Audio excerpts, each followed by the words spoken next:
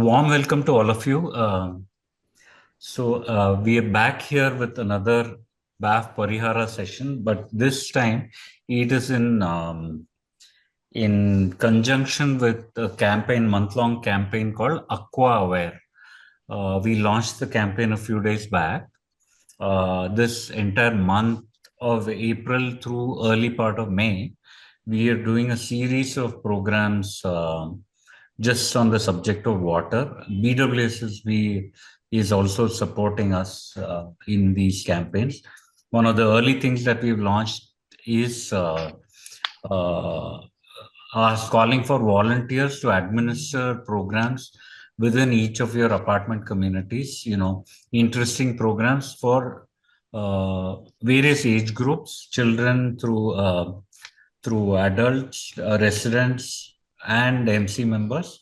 And this specific recharge, rainwater harvesting and groundwater recharge, is focused on managing committee members. So warm welcome to all of you, those who have joined. You have come in by clicking that link called BAF Parihara registration link. Put in your details, and then you registered, and you've got a registration, joining link, and come here. I'll touch upon BAF Parihara also in a moment. Today's sessions being conducted by Ganesh Shanbag, who's already here. He is a sustainability activist and an innovator. Today's agenda will include a brief about BAF, a brief about BAF Parihara, about the presenter Ganesh Shanbag, and thereafter Ganesh Shanbag will be presenting on the subject of rainwater harvesting and groundwater recharge. This will be followed by a question and answers session. We'll take up the registered questions as usual first, and any other questions thereafter. That's a flow and sequence. We expect to be done in about 1.5 hours. Just about BAF, by now we are about, let me minimize this, 1360 member associations across Bangalore and Greater Bangalore. That counts to about 300,000 plus households who are part of these RWS, which are registered with BAF, which in turn translates to about 1.2 million residents, which in turn translates to 1.5, it should be 5. Yeah.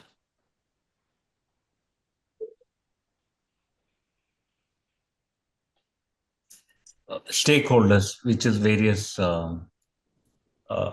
people who support us, including our support staff at households as well as the common area. BAF itself, the way we are structured is there is a governing council and then an executive council, and we are grouped as 30 geographical clusters, which are distributed across Bangalore.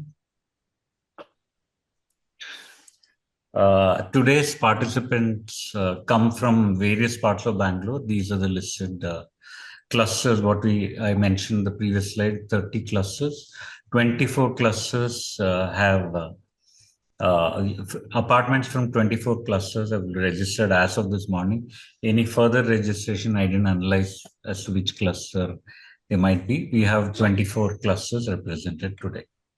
So all of you are from various parts of Bangalore, from Yelahanka to Kengeri to HSR layout to Electronic City, part of Greater Bangalore, White Field. BAF Parihara sessions we've been regularly conducting. It's a common link that we use for all the Parihara sessions. It's in front of you. The QR code is in front of you. At any point in time, you can click to see if there are any active sessions, and members are welcome to participate. Future sessions will also be coming on this very link. And we do a mass communication across the BAF network to publicize the respective sessions. It's not just water, groundwater, rainwater. We've done a variety of sessions, including yesterday there was a solid waste management policy changes and its impact on property tax. Very well attended, very well done. We have done e-Khata related subjects, roof. We had BESCOM seniors addressing us on a variety of electricity related subject. We took up an urgent matter where income tax notices were being sent left, right, and center to association. We've taken that up. We've done mediation and arbitration subjects, subjects of conflict between between residents and managing committee, and so on and so forth. There was one vector-borne disease related session also sometime, and some training programs also on how to apply for water connection, how to submit your CFO, etc. All of that we've done over the past this 2024 and 2025. We will continue to host more sessions of relevance to member communities. Today, we have Ganesh Shanbag with us, who, like I mentioned, is a sustainability activist and innovator. And he has done a lot of work on this subject, and you will get to get the first-hand feel when he speaks about. You will also find him extensively on both YouTube and also on Facebook. Our this very session is going to be. I have started recording. We'll put in our best efforts to publish this session also, so that you can go back and refer to some parts of it if you need to again, or other people, other members, other member communities, representatives can also take a look at those. With that, I will lead you to Ganesh. Ganesh, warm welcome to you. Looking forward to your session. I'm going to stop sharing now. Ganesh, you please take over. Yeah, thank you, Arun sir, and a warm welcome to everybody who is here eagerly to listen on this topic. Right, despite there being a RCB match which is ongoing, so that shows your commitment. So, yeah, let me share my screen and let's go through it. Let me know once you are able to see my screen. Yeah, Okay. We're able to Okay. see. yeah, Cool. go So ahead. let me get started with it. So, as you know, my name is Ganesh Shanbag. So, most of you know over here that this is not my profession where I am doing rainwater harvesting or groundwater recharge. I am a software engineer by profession, and I call myself as eco-friend by passion. So, that's the link where you find a lot of my media articles. I also posted in the chat just now. So, whatever news articles I have written, like wherever I have been quoted on the media, everything you can find in that particular aggregate link. Okay, so these are the sectors which I am working on as of now. But today's session, we will be talking only about the first point, whatever is highlighted, which is harvesting 1500 plus of rainfall in Bangalore efficiently. The other topic I'll be talking next to next week, which is harnessing wastewater back into drinking grade water. Then, like, these are all other things what I work on, like off grid solar power, photovoltaic, heating solutions for apartments, EV charging, a lot of policy implementations, and there are some things I call learning from celebrities. That's all for some other time. But today I'll be concentrating mostly on the first point alone, which is harvesting 1500 plus of rainfall in Bengaluru efficiently. Okay, before we go into rainwater harvesting as a topic, right? Either whether we use it as a potable grade water, whether we use it for the recharge purpose, but we should get the arithmetic right. Most of us uh, just follow few YouTube channels, right? We follow few of the guidance from our neighbors and we just jump into doing the solutions. But before that, let's understand what exactly is Bengaluru's water demand, how much it rains in Bangalore, and like despite all these things being, why there is a perennial problem in Bangalore. Okay, so this first point, whatever I have put, right, water demand of Bengaluru. So this is from past year, and it is there on the BWSSB website, which says that we require 2632 MLD per day, which is so much million liter, 960680 million liters on an yearly basis, of which 1460 MLD comes from the Kaveri basin, 1370 MLD comes from the groundwater. Now just imagine, right? Per day we are pulling out 1372 million liters of groundwater from this very city. I mean, it, it would be wrong if I call it pulling out. I would just be saying we are sucking out of the grid, right? So much of groundwater from our city, and like then we complain nam borewell al neerilla, nam borewell dry agide, right? After doing all this harassment to the mother earth, we say, hey, look, my borewell is not yielding, and what is the solution? Drill another borewell, right? That's the typical Bengalorean mentality. So most of them who approach me says that, sir, nam one borewell hogide, I want, can you help me find a point for another borewell? Okay, and what is the depth? Sir, 4000 ಆದ್ರೂ ಪರವಾಗಿಲ್ಲ sir, Oh ನೀರು my ನುಗ್ಬೋದು. God. Go to Okay, the other so side of that. yeah. So that's what, like, I was saying, I was joking to somebody, even Suresh sir knows about it. Look, you will come out of that Donald Trump's what is that, the beach house in Florida, right? So that's the situation where we are going. I mean, we don't want to get into that mess. Already, Trump is already screwed up our life. Okay, we don't want to poke into his backyard with our borewells, right? So that's the situation. But if we look at it, right, so today's BBMP limits, as most of you know, is 972 square kilometers. And when we associate the greater Bengaluru area like ECT, which are not under BBMP limits and all these things, it will easily cross 1000 square kilometers. And this is the worst case annual rainfall of Bangalore, 1200 mm, right? And last year it rained 1700 plus mm, for those of you who can recollect. 1700 mm is as tall as I am. Like, I am like almost 5'6", 5'7", so it's as tall as I am, or little taller than me. So that 1.7 meters. So it is just the plain arithmetic, right? 1000 square kilometers, converting it into meters, 1000 into 1000 into 1000 into 1.2 meters, which gives so much of cubic meter, and converting it to liters, we get 100. Sorry, it's 12 lakh million liters of rains every year. This is the rains what Bangalore receives. Worst case, I'm talking about worst case scenario. So this is nearly 34 TMC feet. Can anyone tell me what is the full storage level of KRS? Can anyone respond, please? Mm. 56 TMC. 32 TMC. Yeah, so basically Kaveri Basin, right, has multiple dams. KRS is at 49.2, Kabini is somewhere at 10, and Harangi is 34.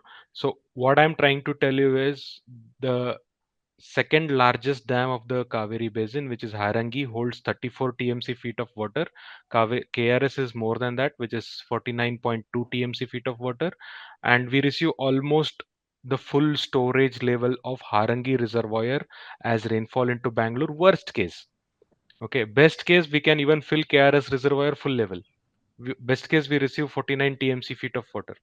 This is the rainfall I'm talking about. So that technically means surrounding Bangalore, just at the perimeter, if I construct a 2-meter wall, okay, whatever rain falls in Bangalore, if we hold it, Bangalore is surplus, because we just consume round about 30 TMC feet of water, like whatever I said, right? 960, 680 million liters per year.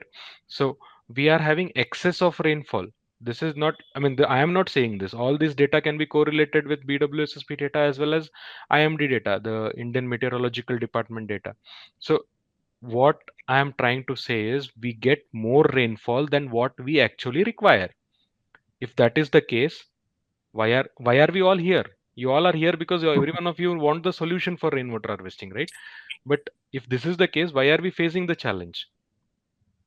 The whole answer lies to the fact in the bullet there, which says 1372 mld of groundwater is extracted. But you know, this roughly boils down to 12 TMC feet annually. we extract it from the ground level, and whatever we put it back into the ground is just 0.75 TMC. It's not even 1 TMC, right? So we then we say Namboral Neerilla. So the arithmetic is front of you. So here we are there to discuss the possible solutions for it. Okay. Any questions on this slide? I can pause here and take any questions if you have. If not, I can even take it at the end of the session as well. Take it at the end. Yeah. Okay. Go ahead. We've slotted time for Q&A towards the end, Ganesh. Yeah, sounds good. Okay. Okay. So the next important thing what we I have to understand. Ganesh sir, Go ahead.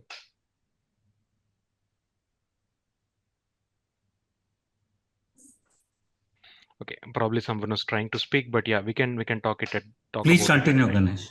Yeah. So the second important thing what we need to understand is something called water carbon equation.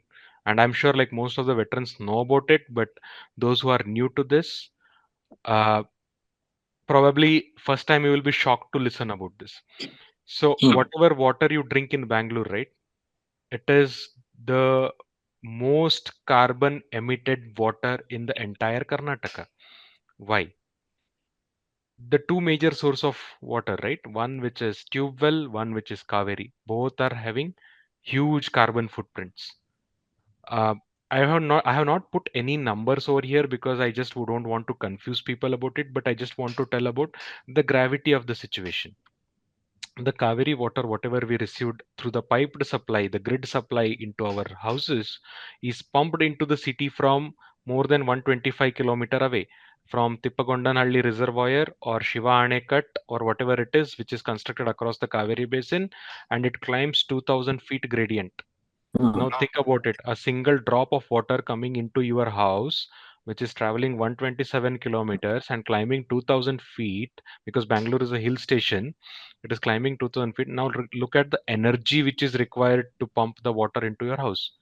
And you might be shocked to see the BWSSB's BESCOM bills for the past year. It has crossed 210 crores. BWSSB is the largest energy consumer in the state. So out of all the power generated in Karnataka, more than 45% is used just by BWSSB to lift the water into the city. That's how unsustainable the city is. And the second source of water, tube well. Okay, as I told you, right? Like earlier, Bangalore used to get water from like 70, 80 feet, 200 feet, 300 feet. Now Sarjapura kind of areas are getting water from 4000 feet. Now look, you just convert it into kilometers, right? You will find out how much distance it is, because feet may be difficult to visualize. 4000 feet is like 410-story building, right? So now think about the energy required to pump the water from that depth to the ground level. So a simple equation says 1000 feet deep, to get 1 liter of water in onto the ground level, you burn 13 to 14 paisa of energy. And it is not linear equation. That means what want to say is, if it is 2000 feet, that doesn't mean that it is just multiplied by 2. No, it is going exponential the more the depth you go. And as I told you, the new rigs are capable of drilling up to 4500 feet, the 6-inch rigs, right? So now think about the energy required to get out the water from that level of the tube wells into your ground. That is one thing.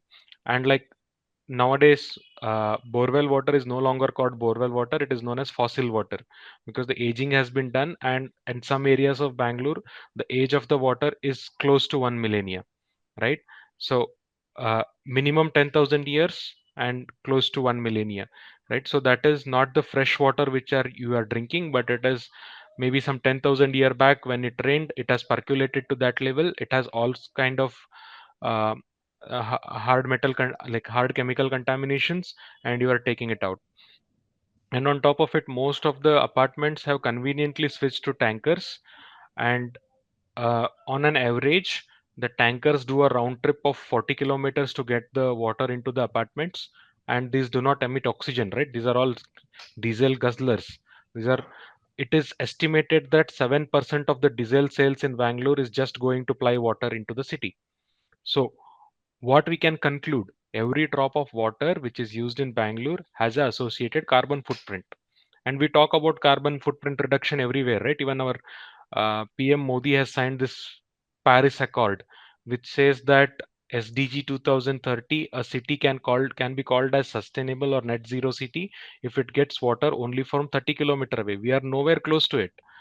But yeah, we have got the extension of say 2070, but we are nowhere close to going to net zero. But only solution for net zero water or the zero carbon water is rainwater, because it just falls on your rooftop and it comes via gravity. You can use it for whatever purpose you want. It doesn't have a single carbon footprint associated with it. This is very important.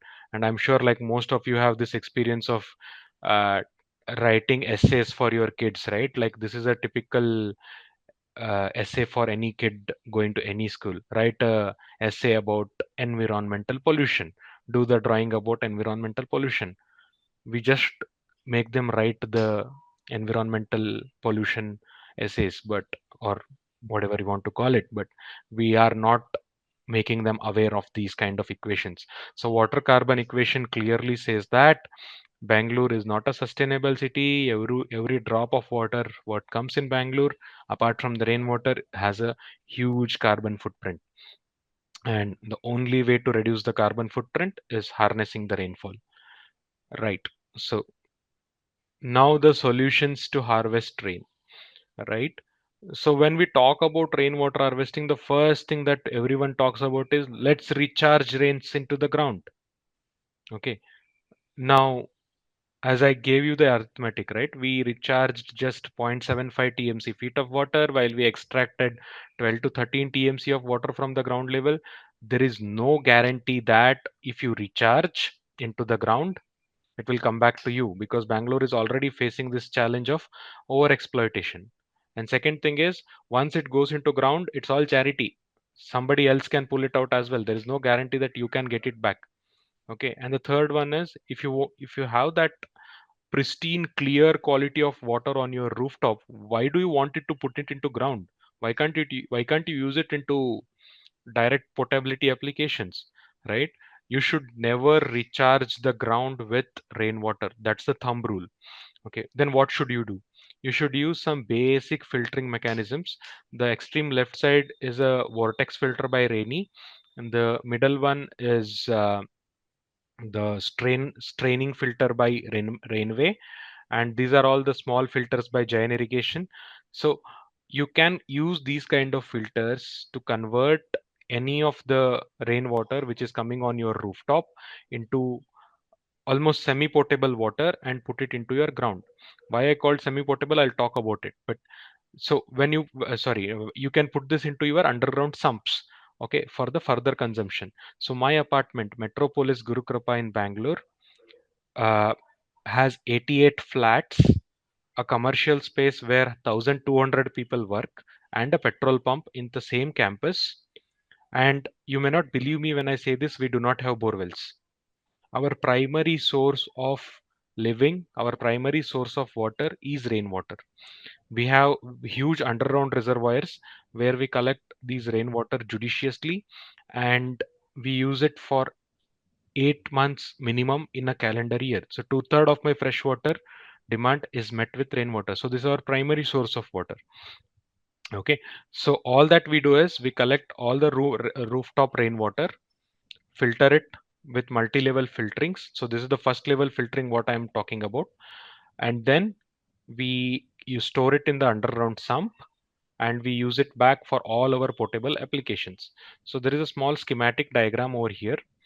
As you can see, all the my roof gets the water, it is channeled, it goes through a filtering mechanism, and it is stored in the tank meant for the rainwater.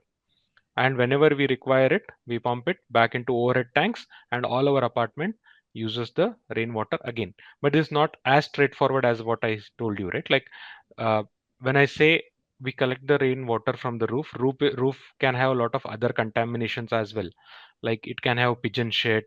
There are a lot of apartments where people take dog on the rooftop for strolling, and there are few apartments where there is a swimming pool on the rooftop. All such kind of things will come into picture. So we have to the filter plays a very important role.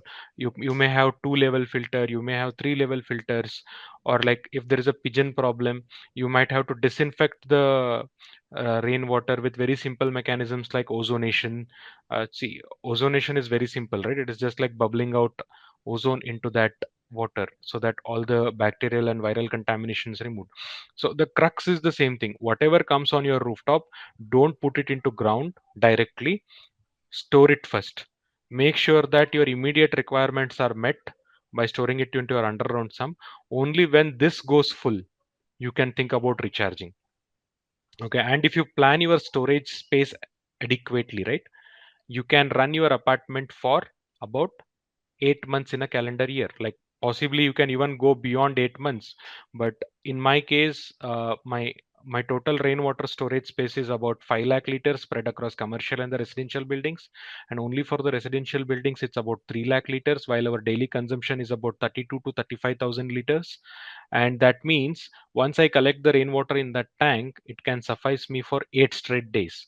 And in Bangalore, you might have seen, right? Every fourth day it rains. Even in April, it is raining. Already, it is 57 of rainfall in Yelahanka, some 40 of rainfall in Bommanhalli, and like 45 of rainfall in Mahadevpura. So basically, even in April, it rains in Bangalore minimum 40 So right from April till end of November, or in some cases in like in 2019-20, starting of February till end of November, you can run your society just with rainwater. Okay. When I say just with rainwater, direct potable applications, nothing else. So now once we got you got used to this, right? Then what are the implications, right? During those 7-8 months when you are using only the rainwater, you don't your WTP is not required because rainwater is soft. The TDS when it comes to the ground level tank, right, which is this tank what I'm mentioning, is close to 50, which means it's at drinkable grade. You don't even need WTPs. Second thing, your borewell extraction completely stops. So you like there are like almost all the societies even extract the groundwater when it is raining. I like it is doglapan, right? When you have so much of water, you should not extract. So if you do it judiciously, your borewell extraction stops. Second thing, your tankers. You don't need tankers during these months. See the amount of cost saving both in energy as well as tanker bills, whatever you achieve. But the only catch for this is sufficient storage of underground tank. Okay, so let me quickly put my laptop for charge. uh, so only catch for this is efficient storage or the large storage.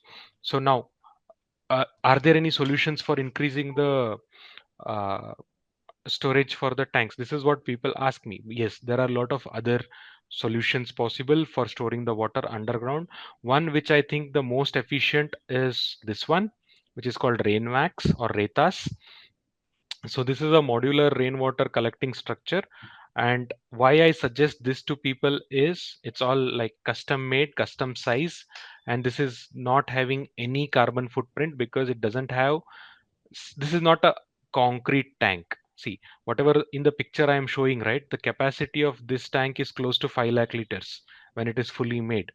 So uh, 5 lakh liter concrete tank, if you want to make it in today's cost of cement and steel, it will easily burn some 50 lakhs amount of investment. But most of the societies won't have that much of fund. So these are some of the cheap technologies available which has a very good life of at least 25 years. So these are made out of recycled plastic and geotextile. So the white ones whatever you are seeing, this is geotextile. So it will be wrapped completely and the tank will be made completely out of geotextile. It's a textile tank and this will easily cost you some 5 rupees per liter. So I mean if you are constructing a 5 lakh rupees tank, right, it will be even cheaper at 4 rupees per liter. So in 20 lakh you can have a large tank. So uh, why I wanted to why I put this picture is cement tank or the brick tank is not the solution for holding rainwater. There are a lot of alternate technologies available. Rainmax is one among them. And to give you the example, I'm sure some of you have taken the trip to Yamuna Expressway between Delhi and Kanpur.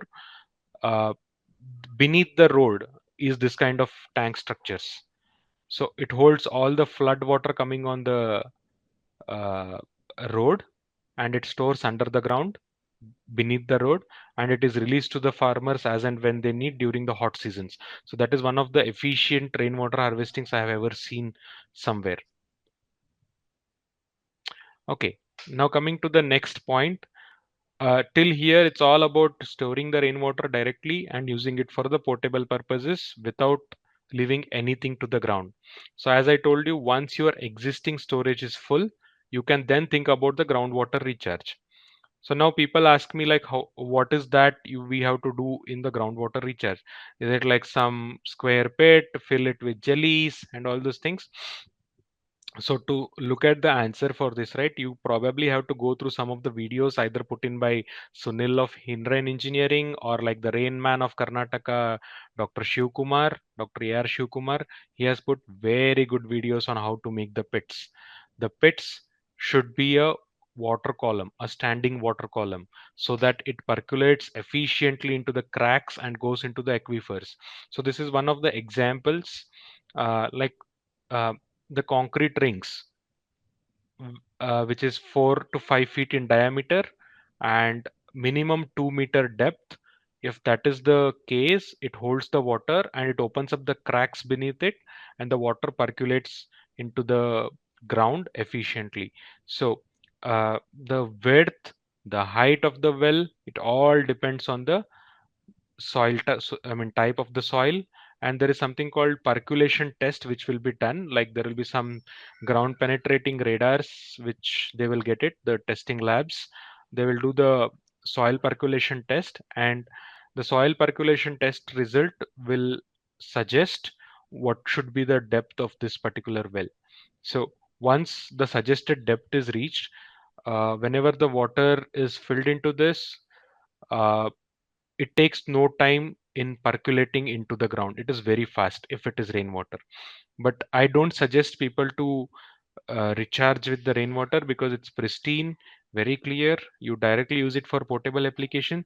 In my apartment, we have a alternate way of recharging the ground, which I have mentioned. So what to recharge? One, excess potable water generated from rains. So in my apartment, we fill all those 5 lakh liter storage completely, and only when we have excess, we overflow water from those underground tanks, goes into 6 recharge pits, which are like 2 meter deep and 3 meter wide. But this is seasonal. There are just 58 to 60 rainy days in a calendar year, but there are 365 days, right? So that means only 1/6 of the entire calendar you get the rains. But there are some perennial sources which can be used for recharging. One, RO discard. What is RO discards?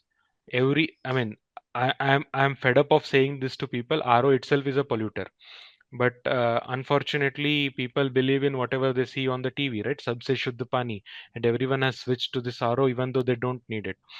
So the problem with RO is for 1 liter of clean water it gives, it generates 3 to 4 liters of discard, and this discard happily goes into drain, screwing up the STPs, screwing up the public grid for sewage, everything it screws up. But the RO discards can be channeled to the rainwater pit. So this is not just for homes, right? Like even the BBMP has that 5 rupees machine across where they use huge RO membranes, and the discard actually goes into drain. So even this discard, which is like in the order of like 20-30,000 liters per day, can be even fed into the ground back into the recharge wells. So filter rejects from rainwater filter, like for example, some of the filters, right, like rainy filter, it's a vortex filter. It has a second output, like as Suresh sir was mentioning, the first flush water can be given to the pits, because whenever it rains for the first time, your terrace may be having a lot of dust, so that can be given to the pits instead of directly using it into the potable grade applications. Even the filter rejects from vortex filters can be given to the rainwater pits. And third and the fourth one, I'll be talking about it exclusively in the next session, which is filtered gray water and solid segregated black water. but I will quickly give a gist of it. So most of the apartment people reach out to me saying that like our borewell is also dry. There is no STP as well, because now the new rule says 120 below 120 flats there is no need for STP. There is no STP as well, so we are using fresh water both for flush as well as our regular usages. But our sewage is directly, sorry. Okay, so our sewage is directly going out. For those kind of people, we have designed something called gray water filter, which will filter the gray water coming out of the apartment. What is gray water? Gray water is basically bath water, washing machine, kitchen outlet. There are filters available, something like rainwater filters, which can filter these, remove the soaps and all other oil content from that. And probably I have a picture. I'll put it in this deck. Uh, it will go back into the like the filtered gray water can go back into the recharge wells for the recharging purpose. Similarly, there are solutions for solid segregated black water as well. Even the flush water can be given to groundwater recharging with proper filtration. Even for that, the technologies are available, which I will be talking about it exclusively in the next session. And the last point is very important. There are apartments who reach out to me, right? Like 600 flat apartments will generate about 300 KLD of sewage, out of which only 150 KLD is used back in flushing and gardening and landscaping, and remaining 150 KLD just goes into the Rajkalwa or the BWSS-based drains. So why can't this be used for your groundwater recharge? Groundwater never said no, right? It can take any water. Mother Earth is a natural filter. So extra STP treated water can be put back into the ground. So these five sources are perennial sources of water. This makes that your recharge happens 365 days a calendar year. Okay, I think that's it for today. If we can, that's it for today. What I wanted to show, but yeah, I'll stop over here and go back for any of the QA sessions. Yeah, thank you so much. Thank you Yeah, so much, Ganesh. just one thing I wanted to show. Sure. So Suresh sir knows this. So we did a white paper along with Columbia University researcher. Her name is Dr. Indrani Pal. So we did a white paper on EOS AGU magazine. It's there on that link. It says deploying community water solutions with people for people, where all of this is clearly mentioned, and this is available on internet as well. So those who are interested can just go ahead and have a look at this. Thank you. Thank you very much, Ganesh. Thank you, sir. I'll just stop sharing so that I can see you back. Okay. Yeah. So we will have a Q&A session right now.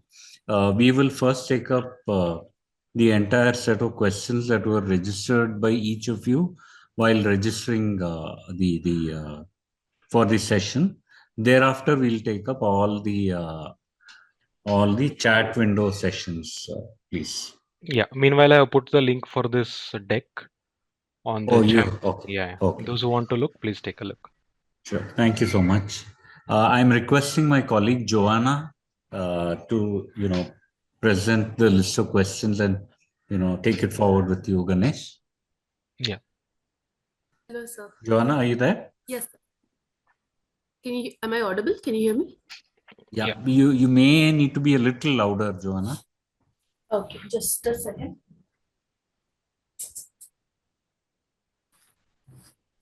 Is this better? Yeah, much better. Okay. Thank you again, sir, for that session. It was really informative, actually. And so we'll go into the Q&A session. I'll just share the screen here. We've divided the questions into five major categories. Is this visible? Yeah. Yes. Okay. So starting with implementation, maintenance, and safety, this is the first category we have. Mr. Shanbhag asks about the life of rainwater harvesting and the maintenance cost. Okay. So all the rainwater harvesting filters, right? Like whatever are commercially available in market, they are made out of HDPE plastics, and they come with a minimum life of 25 years, but it requires maintenance. Uh, like for example, the filters needs to be cleaned regularly during rainy seasons. It's all physical maintenance. There is no wear and tear cost for it, only the physical maintenance.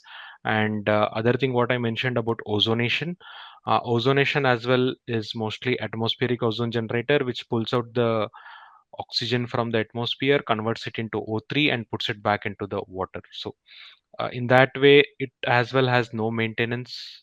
Only thing is like it's like our vehicle, right, where we clean the air filters for it, because our Bangalore air is too much dusty, and we have to clean the air filters regularly. So that is the physical maintenance associated with it. Does that answer your question, Mr. Shanwas? Yes, sir. Thank you.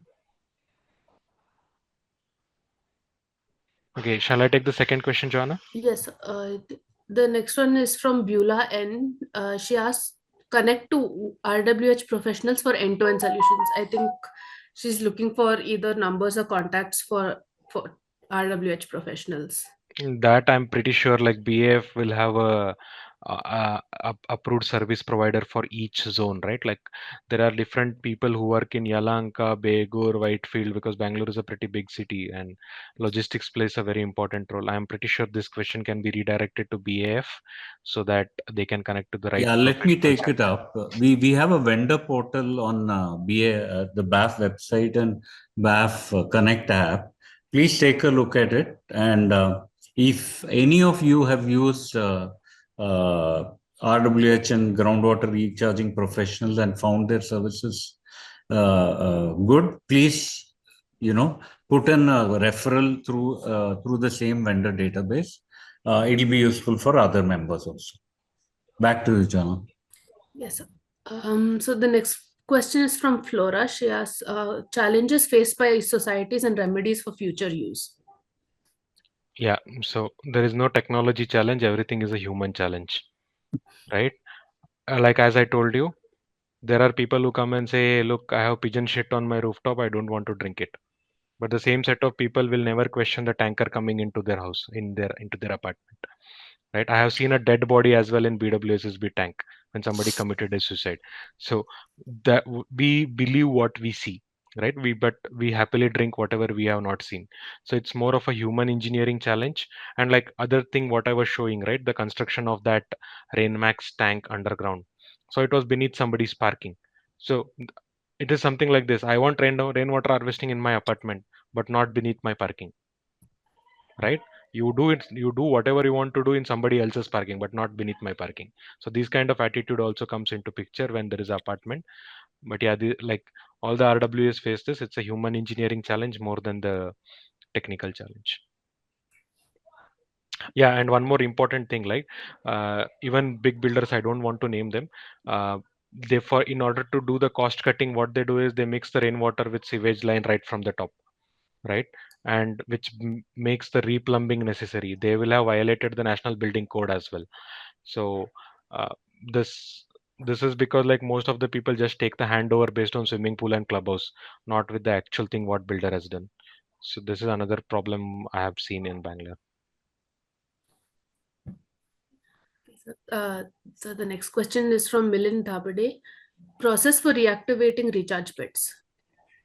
I don't understand what reactivating means. I believe there is silt accumulation. That's what is meant. So as I told you, so there are labs in Bangalore who do the soil percolation test. Okay, using the ground penetrating radars to understand like what should be the optimal depth for the recharge pits to be done. It depends on a lot of things. Like if you have left a high BOD, COD kind of a water onto that, it might have got some issues. But yeah, this can be done using the lab test reports, and they will suggest you what is the further depth which it has to go. And by the way, like even injection wells can be used. If there is a dead borewell in any society, it can be converted into injection wells by some simple filters like V wire. and a dead bore well can become injection well. And the beauty about injection well is it doesn't have a capacity. It can take any amount of water because it is very deep into the earth. Is Milan there? Yeah, I'm Mil- on the call. Yeah, Thank go ahead. Arunji. Yeah, my question was, I mean, theoretically, we are supposed to have these recharge pits, but we are not sure about how effective they are, and probably those are clogged. Is our hunch here? So that was the reason why I had asked this question. So probably when you ask this question, you were thinking about recharge pit as the only thing for rainwater harvesting, and probably end of the session, whatever you might have understood, right? Recharge pit should not be directly used. First priority should be given to direct potable water. Yeah, And definitely. regarding That was an and eye opener, uh, and yeah, I other by the question. way, there are 32,000 apartments in Bangalore, and everyone has a recharge pit just for the namesake, right? It was done by the builder to take the photo and get the OC. That's it. Nothing is working. Yeah. So I have another question that I will wait. I have also typed it in the chat group, but thank you so much. Sure. Go ahead. Thank you. Jonna. Yes. Next is Rishi Vora. We have all we've already we I already think have I already answered this question. okay, okay. Sir. And next is Anil Bhagwat. Cost reduction methods while providing or reviving RH systems for my association. What is the cost reduction method? Anil, are you there? Can you ask this question specifically? Anil?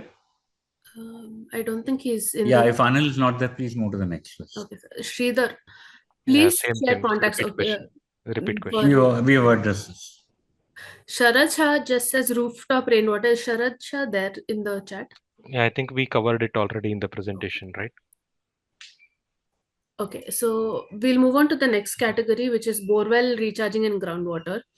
Anish N asks recharge wells to rejuvenate borewells. I We covered this, right? think we answered this Is there already. any specific question? Anish? Anish? Okay. Then the next question is from Ganesh. I have RWH and RWA, but the recharge pit and borewell is not getting recharged, resulting in lower water yield. How can we improve this recharge? Yeah, I think even I have covered this, but let me give you, if it is provided by the builder, it might not be of sufficient depth. And okay, let me talk about this a little bit. So I have written an article called Life of a Borewell. Okay. So Ganesh, you are there, by the way? Ganesh Pai? I don't think he's in the call. Okay. So let me talk about little bit on life of a borewell. Why a borewell is dug in Bangalore? It's not dug for the residents. It's dug for the builder, right? The builder drills the borewell and he uses the water for converting cement into concrete and curing that particular building. And the study whatever I have done along with Columbia University, right, we found that 88 to 92% of the existing groundwater there is already extracted by the builder when they are handing it over to the association. So it just left with 8 to 12% of water which goes dry within 12 months. So most of the water is already used for concreting and you are left with just little bit of water and some recharge pit which they have done only for the compliance requirements, but honestly it won't help you if it is done by the builder. You have to properly do it as I suggested. The next question, can RWH recharge? Yes, defunct borewells, yes, you can leave it. If but only thing is you should not have, I mean, if you want to extract it back, you cannot extract it because the submersible motors will have silt formation. I think the next two questions are related to the same thing. Yep. Measure and government norms to do borewell recharges. They're like, I don't know who is the custodian of this. NGT has its own norms, KSPCB has its own norms, CPCB has its own norms. Honestly, nobody cares. So it's only there on paper. The norms clearly says that it has to be having certain BOD, certain COD, certain TSS and all those things. But yeah, blindly you can, if you are recharging it into the pits, not directly into the borewell, if you are recharging it into the pits, I would suggest get a basic test report from NABL laboratories. So they will give you the clear indication of what are the parameters in that water, and there are certain limits after which you can directly use it into the pits. And for borewell recharges, direct borewell recharges, you can use their rainwater, filtered rainwater. Yeah, next question is also the same thing. Okay. Then moving on to the next category, that is water quality and usage. N. Ramakrishnan, are you in the chat? Yeah, good evening. This is Ramakrishnan. Yes. From One Bangalore West, opposite Orion Mall. The one question I have is how to use this rainwater. You mentioned for portable purpose. Mainly you mentioned about the pigeon sheet. Okay, ours is about I think 60,000 square foot on the terrace. First doubt is do you need any special painting of the terrace? And the number two, Sir, you eagle are or breaking. pigeon. How do we handle that? Okay, so first of all, no special coating is Ganesh, required on the one more. terrace. Ganesh, one interruption. If we have the WTP, can we put the same water through the WTP, which has Yeah, a softener plant, fluorination plant? okay. So Right now it first goes I'll to answer. rainwater harvesting tank. Yeah. Yeah, the first question, you don't need to add any other chemical on your rooftop. See, whatever paints come, right? It comes with the chemical coating, right? You don't have to add any Okay. chemical So to that your rooftop. cement is fine. Cement. It's fine. Just It's cemented fine. one is fine. Okay. It's Right. fine. Yes. Second thing, pigeon shit, eagle shit, eagle shit, monkey shit, or dog shit, whatever comes on your rooftop, right? So if that is the case, the first thing is to prevent it. So there are a lot of prevention, like simple silicone structures available just to scare the pigeons away. Second thing, Okay. Okay. some Okay. reflectors are available to scare the pigeons away. But still, if there is Right. contamination into the rainwater, you can use ozone, atmospheric ozone generator based on the tank Okay. size. Okay. Typically 5 gram per hour, 10 gram per hour ozonation. If Hmm. that ozonation is used, what atmospheric ozone generator does is it pulls out oxygen from the atmosphere, converts it into O3 and bubbles it into the rainwater. When it Okay. bubbles, right, O3 is an unstable gas. It Right. releases oxygen out and releases O plus radicals into water. And this O plus radical is a disinfectant. Right. Okay, it will go and kill all the bacterial contamination in the water, and then you Okay. can use it for all the potable applications. So that's why all the bottled water are ozonized water, right? They don't Okay. want any contaminations to go further. Right. Cool. Third Good. question was what was the third question? Sorry. No, I think you have answered both the things. You said there is no need to do any painting, etc. Yeah. And both the questions are answered. Okay. No. The third one was the existing WTP, which has a softener plant, chlorination plant, etc., which is used for borewell as well as BWSSB water.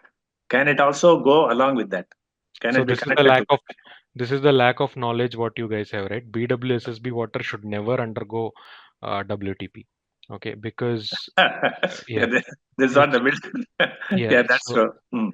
because Correct. what is WTP? WTP is used to convert fossil water back into Right. Right. fresh water, right? So Okay. that's why you use the ion exchange and all this brine and all those other things. Yeah. So it is Right. only meant for water which is having high hardness. But Right. BWSSB water, if you look at the TDS, it is just 200, right? Yeah. Agreed. And Agreed. rainwater is just 50. Why do you want to Correct. pass Correct. it with WTP? Yes. Yes. If you want Agreed. to you pass it via WTP, pass it without ion exchange, just that Okay. PSF and activated carbon. So that should Okay. itself be Okay. fine. Okay. Good. Right, Ganesh. Thank you very much. Thank you, sir. So next question is water quality portable. I think I already answered this question. So the last question, I think Arun sir can answer. Like number of apartments who have done RWH with BAF registered apartments. Yeah, Suresh Bhai sir, no, we don't have information on that. I think that information is required because what I gather from most of the apartments that they are using it for recharging the recharge pits. They are not using it for portable purposes. Okay. See, because this rainwater harvesting and using it for portable purpose is a necessity. Because if you see various reports across that Bangalore is not going to have water by 2030. So that time today, actually, if you go through the report, World Bank report, of 2017 of Israel. Now, Israel was having drought conditions in 98 to 2002 that made them to make a lot of efforts to conserve water. Now, today, from water scarcity to water security, that is the level under which Israel have done the work. So, it took them 15 years. So, we are talking about whether we should use the rainwater harvesting for potable. I will not use it, but that is not going to solve your problem. 21 cities to 30 cities, as per the Niti Aayog report, and there is a report from the McKinsey, they are not going to have the water in the next. I'm talking about the groundwater. The BWSSB water will meet only 50% to 60% of the requirement. So this is a necessity. The Bangalore population, if you really see, it has gone up from 85 lakhs in 2001 to around 1.45 crores today. No, where is the water? Every year we are adding something like 4 to 5 lakhs people in Bangalore every year. By 2030, the Bangalore population will be something like 1.8 crores to 2 crores. Where is the water? So my point is, there is no option for us whether we should use it for portable purpose, whether we should not use it. It is a necessity, and unless we do the water conservation in Bangalore on a large scale, we cannot be talking, because we will not be leaving our children without seeing the water. Because somebody was telling, I have the money, but money cannot, you cannot drink money, you have to get the water. So this is the situation in Bangalore, and I would request most of the apartments to follow what we have been following in my apartment, and also with Ganesh, because we are in the common forum in some other water conservation measures, and you can see the alarming portion of water scarcity across India. Yeah, so just want to add on what Suresh sir said, right? Yeah. I was also like Israel, okay, till 2018. My apartment was buying 90 tankers a month, okay? And you may not believe me when I say this, today we are water positive, we are selling water, okay? We are not even having borewells. So that's the change what we have brought in last 7 years. So, I mean, everybody can do this. It's not just me doing this. Yeah, yes, yes, Everybody yes. can do this. Even I will give you the example of Singapore. See, Singapore doesn't have water. The land area in Singapore is very less. See, what they are doing is they are conserving the water. They are not allowing rainwater to get wasted. See, the biggest problem in Bangalore, we allow the rainwater to get waste. In fact, there is a report of CAG in 2020, Controller and Auditor General. 73% of our total requirement can be met if we conserve our water properly. See, the problem is we don't conserve. Yeah. Sir, can I interrupt? Suresh sir, Yeah. BAF is not in disagreement with you at all. We want to do, and I have sat through sessions after sessions on a wide variety of subjects, including the technologists from Israel, etc., as to how they have been successful. BAF wants to do this, and this very session that we are sitting through is one such awareness program to make sure that the information is disseminated. And we have only a very few number of registrants compared to the number of apartments that are there. And the same happens with our surveys also. Whatever the intended objective of the survey is met only when there are adequate number of responses, and from all our members. So that has been a traditional challenge that we've faced. So we want to resolve it. We will continue to work on it to resolve it in terms of collecting data and making sure that we can influence policies, we can influence members, residents, citizens' behavior. All of that we intend to do. We are doing. We will continue to do. Yeah, So because point taken. Yes, we have to do yeah. the survey and see how much we can use Yes. and how much who is using what. And because of that only, Suresh, last year we were able to influence the policy on treated used water, where we are now able to sell the excess treated used water. Otherwise, we were letting it into the drain only. Yeah, because if you really see, the treated water can be used for agricultural purposes. See, in fact, if you take the Israel example, that potable water is desalination water is used for potable purpose. Otherwise, all the recycled water is used only for irrigation. Sir, And point irrigation. taken, sir. Point Yeah. taken. Okay. We are in Thank you. agreement. We are not in Yeah. disagreement. Okay. Thank you. Okay, let's move to the next, Joanna. Yes, sir. Arun, just one comment here is that any capital expenditure that the RWA incurs, and you collect money from residents, it adds to the billing amount that you collect from residents, and it starts hurting when it crosses 7,500 and GST gets applied. GST, yeah. So somewhere, if the government were to allow, that whatever is capex done towards sustainability efforts like rainwater harvesting is excluded from GST, it would help. But that's a pipe dream. But Yeah, that's one of agree, the Sandeep. Sandeep, and in each of our representation, that aspect is there.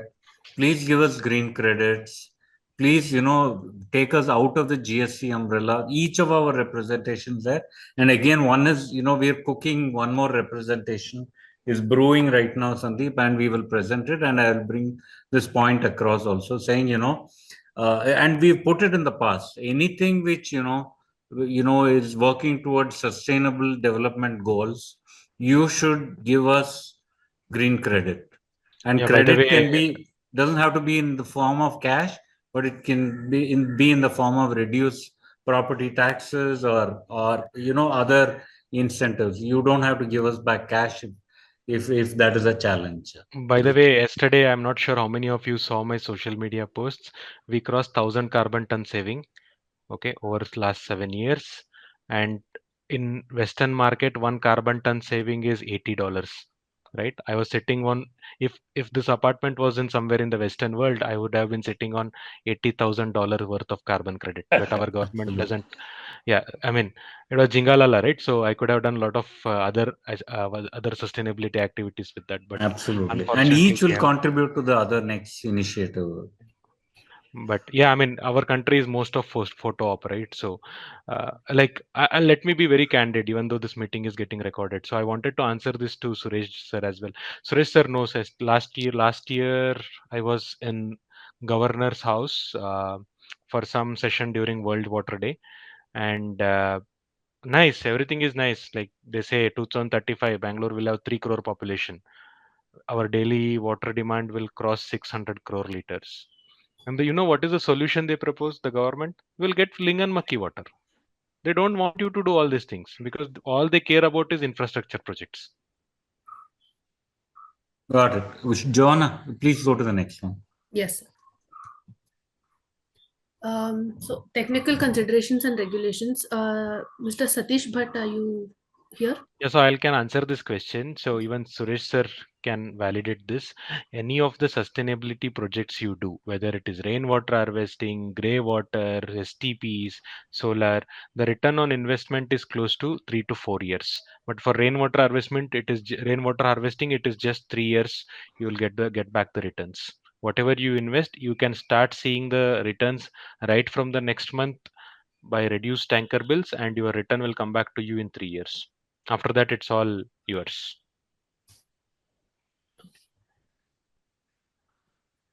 Satyalakshmi Association not registered is not within the scope of this meeting, but if you need support in registering your association, please do reach out to me. We'll guide you on that. So Sujit, we are a society with 11 towers, each with 20 floors. For this scale, any cases of installing additional RW storage and catchment capacity outside rooftops? Yeah, I mean, this question cannot be answered with PPTs, right? You require actual site visits and a lot of other data to confirm this. Yeah, probably Surjit, are you there? you should reach out to me over email or something. We can get in touch with you. Or Surjit, even are you there? No, he's not there. Next. Yeah, solar heaters is not a concern because nowadays even solar panels are cadmium free. That means it is cadmium and BPA free, so that anything can be used. Should not be a concern. And Valli ma'am asks, what kind of pipes are used for rainwater harvesting and how deep should a rainwater harvesting well be? Yeah, pipes are only PVC, not even CPVC, just PVC pipes. And how deep should be a rainwater harvesting pit?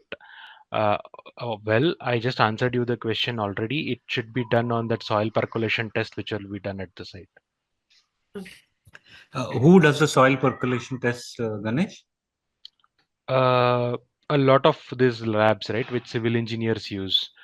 Uh, I mean, I don't know the technical term for it. Like, there are these structural engineering labs, right? They do this. Oh, Just like oh, okay. NAPL, they have a body which I'm not able to recollect, so they do this Oh, test.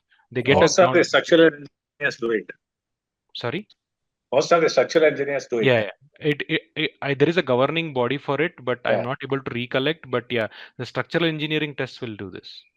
So, for example, you might have seen, right, whenever a metro line is constructed, they pound the metro lines to make Yes, the yes. soil compaction, and also this all resultant of the soil percolation tests.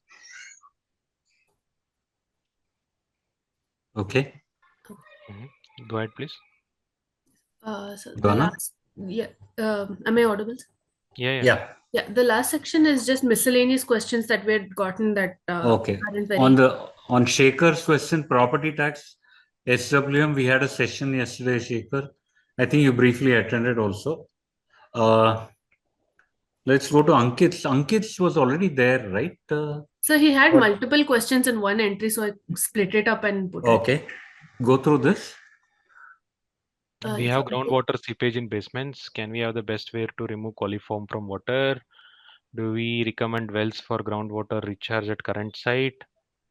How much does it benefit in terms of water level? Can we have a study or white paper in this context? We have 50% OWC in situ, 50% is no, this is not related to this. The Uh, following, the rest is not related. So. yeah, rest is not.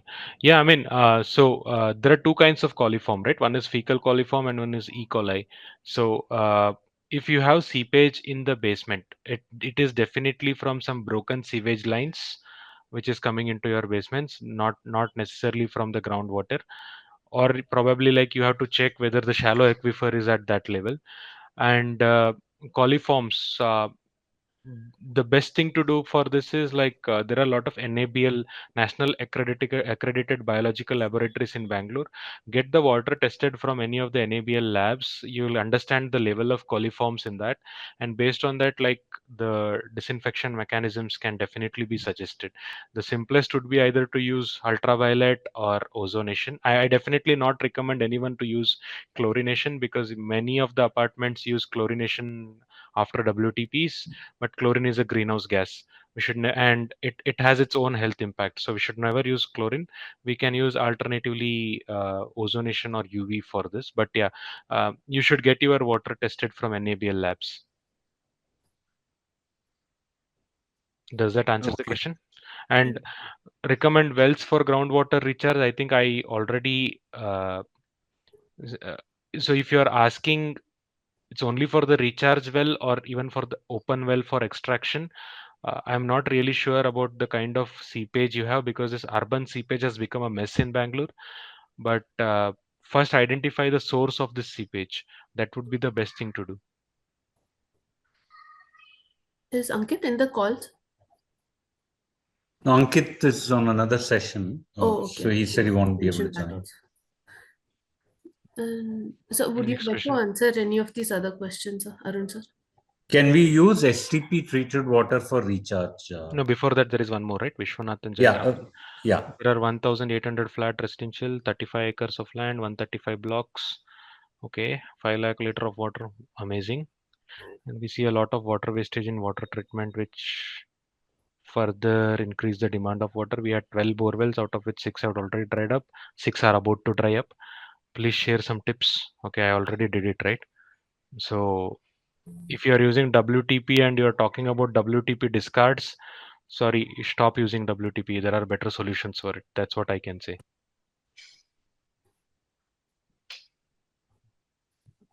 Okay. The last one, Yeah, STP water for yeah. recharge. I think Okay, you so answered by saying Mother Earth can take anything, but can you requalify that? yeah, so basically, many ask me where is the law. Okay, KSPCB says do not put it, BWSSB says do not put it. For those officials who tell you this, please go back and ask them why the hell are you leaving this untreated sewage into Vrishbhavati river? Why the laws are only for us, right? So that is one of the things what you should do. And second thing is, uh, if it is, that's what I told you, get your STP treated water qualified from an NABL lab, and they will have the this one soil percolation, right, can be done for certain BOD, COD, and TSS levels. If the water is within that limits, definitely yes, it can be given for the recharge. And yeah, Mother Earth can take any kind of water. uh, it is a natural filter and it percolates. STP Okay. treated water doesn't have any TSS for that matter. It's crystal clear. Only thing is, like, people are worried about the chemicals, whatever they use. So many people use sodium hypochlorite, which is a sublimate, by the way. It just escapes into the earth because escapes into the air because chlorine is an unstable gas again. But if you are using alternative chlorine like organic chlorine, benzalkonium chloride, yes, you should not use benzalkonium chloride for the recharge grade water because it just stays, it doesn't evaporate like the regular chlorine. If you are using ozone, really well and good, nothing, no harm, you can directly use ozonated water for recharging. So for people who are already having SCPs and who are getting their water tested, if they pass through NABL that monthly test, is that Yep. water safe to use for recharge? Yes, safe. Okay, and how close or how far from that recharge pit can they dig a borewell? Yeah, I That mean, was another question typically asked. okay, so the recharge, right? The recharge wells, whatever we construct, recharges into shallow aquifers. It doesn't go into deeper aquifers. So Hmm.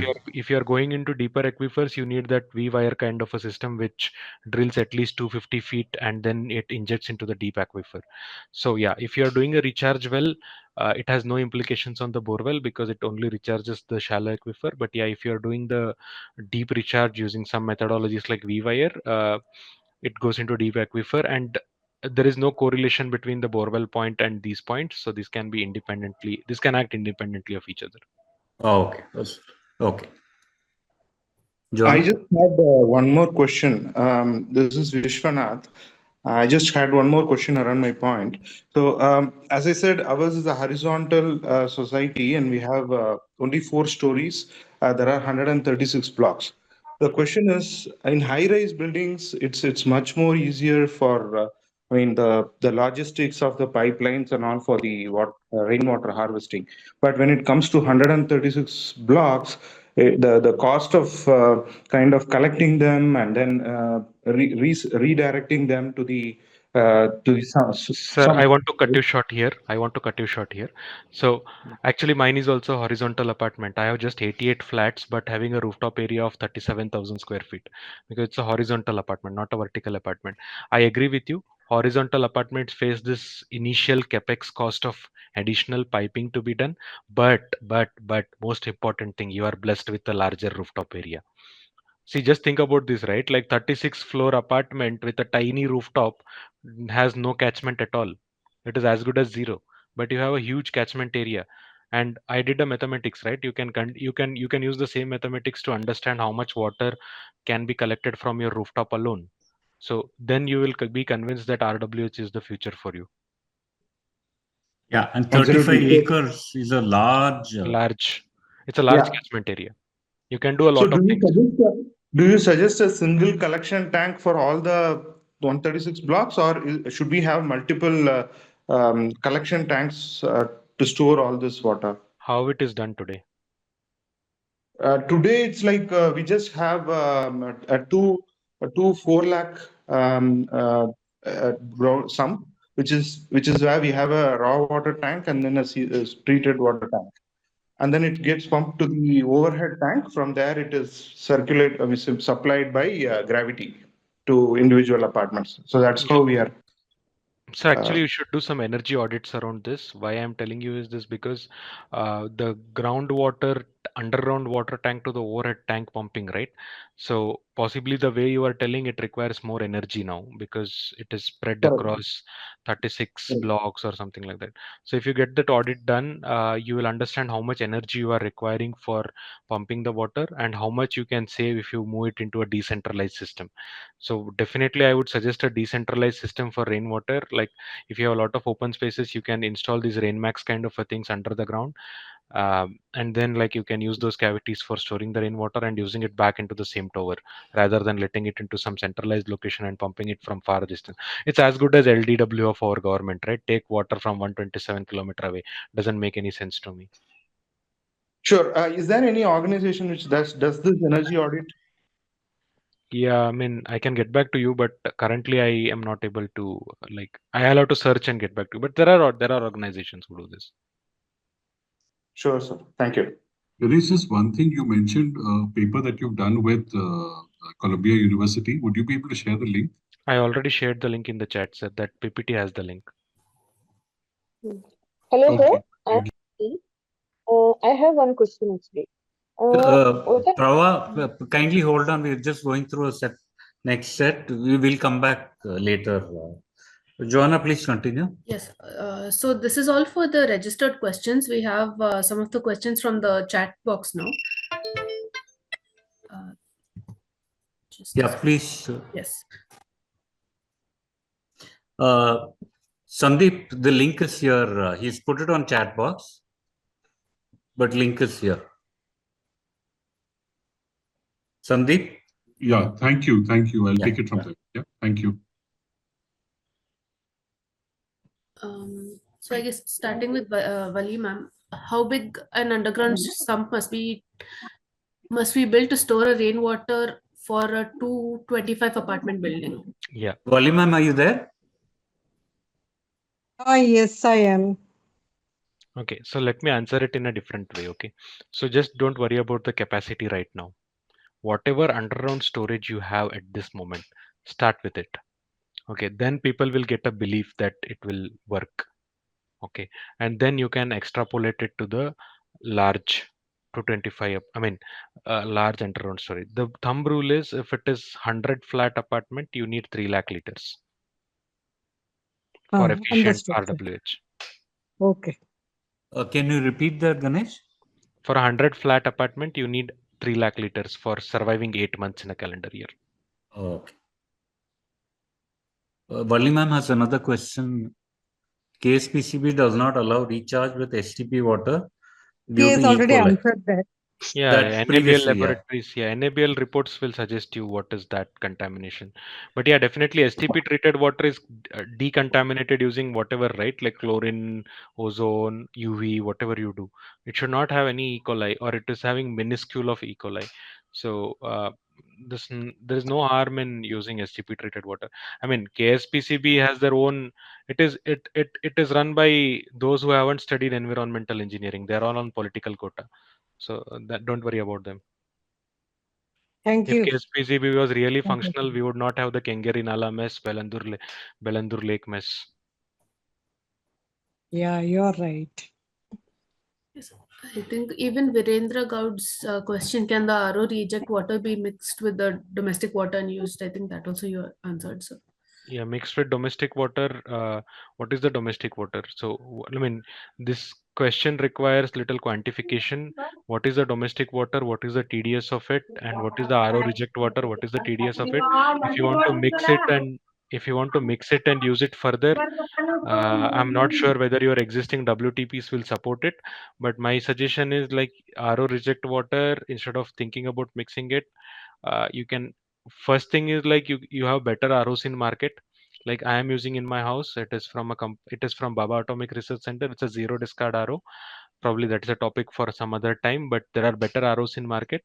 And second thing is this RO reject water, instead of thinking about mixing it with domestic water, try to reuse it or probably do a recharge of ground. So that would be a better solution. Yeah. Virendra Gaud is available.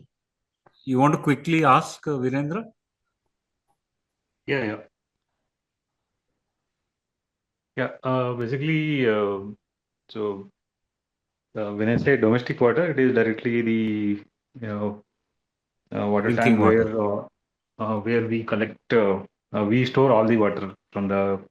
Right now, we rely on borewell water only. Apart from that, we have a rainwater harvesting tank as well. So instead of, I thought, instead of redirecting it to recharge pits, I thought of using it, mixing it with normal water, so that because if you because normally it is a 20 to 30% of overall usage, right? In that way, it shouldn't make much impact in terms of water quality. Anyway, our water will go through the WTP, right? So Yeah, so if you are mixing rainwater in your this one, it should be fine. But otherwise, just check with the WTP params. It should not go bad. Okay. WTP will work to a certain TDS level only. Probably it's a good experiment to do, but you might have to validate this. okay, yeah, okay, thanks. Johanna, please move Yes. forward and quickly here. Thank you. pH of rainwater is slightly acidic. The reason is like there is a carbon contamination in air, right? So whenever rain comes through it, it will convert it into carbolic acid, H2CO3, and the rainwater comes down. That's why you get, whenever you put normal water on the soil, you don't get that smell of earth. But whenever it rains, you get the smell of earth. That's because the rainwater is slightly acidic, but nothing to worry. Carbolic acid, as I told you, H2CO3 is a very unstable acid. It converts into H2O and CO2 as soon as you store it. So CO2 escapes and only H2O remains, and it should be as close to 7 as possible. How can we reach us? How can we reach us if we need your RWH in our apartment? Yeah, I mean, whatever link I have shared, right? It has the I mean, you can write to me on any of the platforms. I will assist you in like whatever capacity I can. The next one I already answered. What is or should be the normal monthly daily usage in liters for a three-member adults family? So basically, government says it should be 135 LPCD, 135 liter per capita per day. Whatever kind of family you are, it is per person. It is 135 liters. So that's the normal requirement. What should be the size of RWH pit for a 100 flat apartment? So it doesn't depend on the number of flats, sir. It depends on the number of, it depends purely on your catchment area on the rooftop. Next question: what is the best way to collect the rejected RO water for recharge? Is there any mechanism you can refer? Unfortunately, there is no best way. It is all hard way. Next one, can you please share some guidance on how to go about getting new storage, especially large storage when apartments are already existing? Yeah, I just told you, right? One example is Retas or Rainmax. So that, and even you can go with GI tanks as well. So there are a lot of tech. If you, I mean, there is a saying, right? Where there is a will, there is a way. So if you are going to have a new storage done to hold huge amount of rainwater, yes, there can be a lot of options which are available. But yeah, Okay. if you want to, you can write to me. I will get back to you. Like I'll get back to you with the vendor connects for this. Sure. Thanks. I plan to do that. Yeah. CLPD, Arcadia, Gunjur. How can we start? First, maybe possible survey by expert. Yeah, sure. Like BAF can provide you some official service providers list who can help you in Gunjur area. I think this is Gunjur Panatur area, BF Whitefield limits. So they will be having person who can do this. If not, like I can also my one of my friend stays in Hope Farm Signal. I can connect him with you. Methods of groundwater recharge is to be decided based on CGWB recommendation and is codal provisions. Okay, what is this a question or a suggestion? Dinesh? No, Dinesh is not there. Okay, can we use the harvested water for drinking, cooking? Yes, you can. Even I don't even use filtering most of the time. I directly drink the rainwater. So, Go uh, next slide. yeah. No, I think that was the last one. There Oh, have been a few more questions coming in during the course of this Q&A. So let me read okay. that. So can we read that? Yeah. Yes. For some weird reason, like my scroll bar is not working. Probably you have to And share it, Jana. I'll give it out, sir. Can we get the recording of the session? We're likely to publish this on YouTube. Brahmara. So one of the questions was, can RainMax be implemented in existing apartments as they're doing it in parking lots may harm the foundation? Yeah, I mean, there will be audit done before this is done. So after the proper audit, only the capacity or whatever it is be discussed. So it can be done, but there will be audit done just to not to disturb the existing structure. Yes. Typical depth of the pit, I think I already discussed about this. This has to be after the or percolation test. And I think the last question was from Valli ma'am. How is the RainMax tank cleaned? Yeah, so RainMax tank is having a microfilter just at the starting. The inlet itself is having a microfiltration. So whatever water enters will not sediment. It will just stay there. So it doesn't require cleaning. Only that outer filter has to be cleaned. Yeah, hi. Can I ask a question if all these questions, Yes, please go ahead now. Yeah, actually, my question is, if you are doing, 2-3 recharge pit near the borewell, okay, then whether it will be affected, will it affect for the yield of the borewell or, for the population and all? So, because we have, in near the borewell in our society, we have 2-3 recharge pit, which is 20, 10 to 20 feet height, deep. So will it be helpful for others borewell also if you are digging the borewell recharge pit nearby the borewell? Yeah, so the recharge pit, recharging is a charity work. That's why I told you. First thing for about rainwater is convert it into potable grade water, use it first for you directly. Store it as much as possible. After that, you do the charity. All this recharging business is a charity. There is no guarantee that it will come back to you.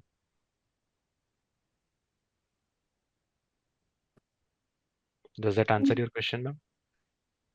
Yeah, thank you. I think Dinesh has a question. You've raised your hands. Yeah, good afternoon to you. Yes, sir. Rainwater pH is how much? I think it is around 5. And No, no. TDS you have told 50. Yeah, 50, yes. So 50 is too less. How can you increase it? Because it can't be increased. And secondly, how is raising pH of this rainwater, which is very less, 5? So I think I already told you the answer, right? So rainwater, when it comes to the ground, it has a low pH because it has carbolic acid inside it. It's unstable acid, H2CO3. And once you store it, the CO2 escapes and whatever water remains is 6.5 to 7. That is one. And second thing is why rainwater technically doesn't have any pH associated with it, but when it is coming through the air, it mixes with all the precipitations and as well as like the precipitants from your rooftop. That's why it shoots up to 40 to 50. And by the way, 50 water can also be used for drinking. TDS 50, it is too Yes. low. It's too low, but it can be used for Yes. drinking. 50 to 200 is what all these RO vendors suggest, but government suggests 50 to No, 500. but what is the IS code says? What is the? Normally, it should be minimum 100. 50 will cause a lot of gastric problems. Yeah, you can. I mean, I agree with you, but most of the apartments will mix it with the regular Because if you borewell see, water and all those things, right? So that's why it gets naturalized because you mix it with your groundwater as well. and what method you suggest for disinfecting this RWH rainwater? I already talked about it, sir. I suggest ozone for it. Ozone. Yes. And everybody is having RO. So if your TDS is 50, so RO removes almost 90% of TDS. Then Yes. it will be hardly 10 TDS. Yeah. So So that question is not for me. Probably those who install ROs, right? So they go and install ROs based so on you the don't UL. recommend installing ROs? I don't recommend installing ROs. The UV plus UF is okay. More than enough. But 50 TDS is very low, dear. It will Yeah, yeah. cost That's what It I'm will trying to tell you, cause sir. So, gastric problems to the people. sir, are you doing It is RWH? very, very low. My It is simple very, question. very low. Are you doing RWH? Pardon? Are you doing RWH? No, you are suggesting rainwater. So Exactly. So technically what I'm I'm asking telling a you, question. I'm correct. asking a question to you When because I'm also civil engineer. I have served in government department for 35 years. I have dealt all this. That's why I'm sir, asking this. that's what I'm trying to tell you. Sir, When Because you he is in start, most of qualifying the his response. Sir, kindly note he's qualifying his response. so yes, I'm Kindly yes, pay trying. attention to him. What yes. I'm trying to tell you is when you start doing the RWH, right, you will realize that the rainwater probably like you might not have the storages like us. You will start with the small storage, right? And the small storage will get a TDS of 50, but that might not be fully sufficient for the apartment of you. And you will be mixing it with your regular groundwater. The rainwater gets mixed with your regular groundwater, and the TDS normalizes to 200. That's what I have seen in most of the apartments No, because of not the uh, normal groundwater means Borewell. yes. Because Where, see, but where Kaveri water is coming where then? Because Kaveri water has got Kaveri around water, TDS around 125, 130, Kaveri water has 135. Kaveri water is now having the TDS of 220, No, and I'm testing in my apartment. possibly that is It is after around WTP. 135 to 140, Uh, maximum 150. Possibly that is after WTP, right? So No, the there raw is no water. WTP in our Sir, apartment. even with 150 and 50, Yes, sir, you should still get you to should. 75, 80, Yeah, 90, 100, sir. yes, You you should should mix still normalize it. when you will mix 50%, 50%, then you will get around 70, say 100. Sir, correct. then don't Anna? mix 50, 50, 50, sir. 50. Mix So lesser. so Sir, it's all about kindly. mixing. It's all about mixing, sir. So there are very few apartments in Bangalore who like us who survive mostly on rainwater. And in our case, what happens is like since like the rainwater So as it well will as depend if apartments Sir, are can we giving. please pause, sir? Can we please pause? Let this No, not. I think it was a technical paper and I was technical. That's why I'm asking something because awareness should be there. correct, I'm correct. asking a So plain question where BWS's water is there still a need to use this water? So Where you are BWSSB having water is borewell finite. water, there it is okay. Where you are having primarily borewell water supply, then you are using rainwater, then it's okay. But where Sir, primarily we are, excuse me, sir. You are a civil engineer, no? You try some experiment. How much you can mix? You will get the correct madam, TDS and you nahi, use, Okay, nahi, sir, no? kindly pause. We need to go to the next thing, sir. Time is nahi. up. Actually, क्या है, Uh, whenever the lecture is being sir, kindly, given, I'm muting you one now, should sir. not justify. Ganesh. yeah, okay. So with that, we conclude this session. Thanks a lot to all of you. The next session is on separating and treating grey water and black water separately. Ganesh has kindly consented to address that session also. Please do register and please do join in. That is on 28th April. Again, it will be 3:30 in the afternoon. Sir, I think it is 27, right? Or Sunday. 27th? Okay. Yeah, 27. So 28 the is a Monday. screen will say, yeah, Yeah, it'll sir, be 27. request. 27, sorry, Hey, 27. I don't have a way to raise my hand, but where I can get this recording of this session, I joined a little bit late. Okay, the recording on a best effort basis will be put on the BAF YouTube channel. And the moment we put it on the YouTube channel, we will send a link to all the registrants by email, Monica. Yeah, sure. Thank you so much. The link also, I just wanted to, on the, because in between I have, because of some internet issues, I have left this meeting. So I don't have that link. So So can we'll you, send the link also as a summary communication to you. It may take a few days. With the YouTube link, we'll send that link also. okay, no, actually sir has posted it in the chat box. If it is possible, if you can put it in the chat box Yeah, so we'll that, try and post it again. yeah, What thank I the you. wanted PPT? to ask just one question, if permitted. Hello. Sir, kindly you're drawing this, too deep, sir. No, only one question which is beneficial to all. She has done is a lot of work in this field. Can you tell us on per square meter roof area how much water will get? Rainfall is common for all the apartments. Everything is common. So per square meter of roof area, how much water rainwater will get? Sir, were you there from the starting of the session? I am from starting. I'm here. Then probably you were not paying attention, sir. So that is my first slide. You can see this one, right? Calculation. 1000 into 1000. Yeah, so I did it for 1000 square kilometers. If you remove that 1000 as an equation, so for per square meter, you can see like it is 1.2 meters of rainfall worst case. So 1 meter cube is 1000 liters, right? So per square Yeah. meter worst case will be like about 1.2 into 1000. So For 1000 160 meters. days, you said 160 days rain will be there. So for 160 days, this much be the water. Sir, 60 days of rainfall. 60. 52 to 60. 52 to 60 days of rainfall.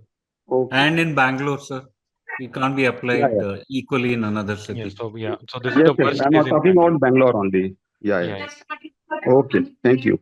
Does that answer your question, sir? Thank you. Thank you. Yeah.